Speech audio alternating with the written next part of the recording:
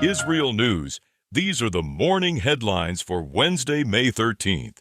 New intelligence assessments are raising fresh questions about the state of Iran's military capabilities. According to a report in the New York Times, Iran has regained access to 30 of its 33 missile sites along the Strait of Hormuz, despite weeks of American and Israeli strikes. The report says Iran has restored operational access to roughly 70% of its mobile launchers and missile stockpiles, including long-range ballistic missiles, and about 90% of its underground missile storage and launch infrastructure is now considered partially or fully operational. The findings appear to contradict repeated claims by President Donald Trump and Defense Secretary Pete Hegseth that Iran's military has been effectively destroyed.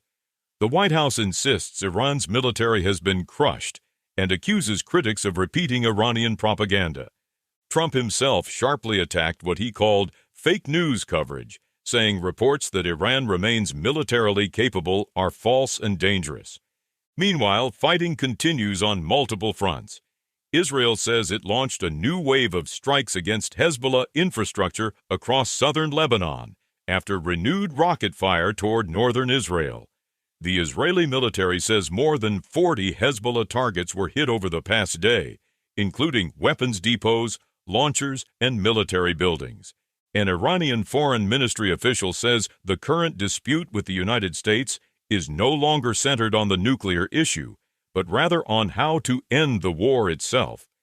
Iran is also reportedly presenting 5 conditions before entering negotiations with Washington.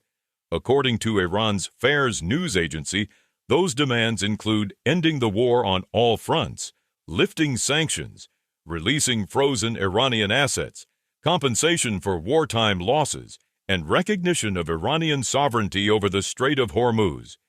At the same time, new reports point to a widening regional conflict. Saudi Arabia, the United Arab Emirates, and Qatar are all reported to have carried out direct military strikes inside Iran during the war, marking a dramatic shift in Gulf relations with Tehran. Analysts say the Gulf states are attempting to balance deterrence with efforts to avoid a broader regional war. The United States has reportedly welcomed the strikes, while Qatar continues to serve as a central mediator between Washington and Tehran. Tensions are also rising inside the Gulf itself. Kuwait accuses Iranian Revolutionary Guard operatives of attempting to infiltrate a strategic island earlier this month, leading to an exchange of fire with Kuwaiti forces.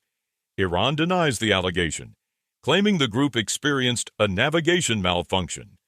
And concerns remain high in the Strait of Hormuz, where reports describe vessels operating in near darkness amid fears that Iran's restored missile infrastructure could still threaten commercial shipping and U.S. naval forces.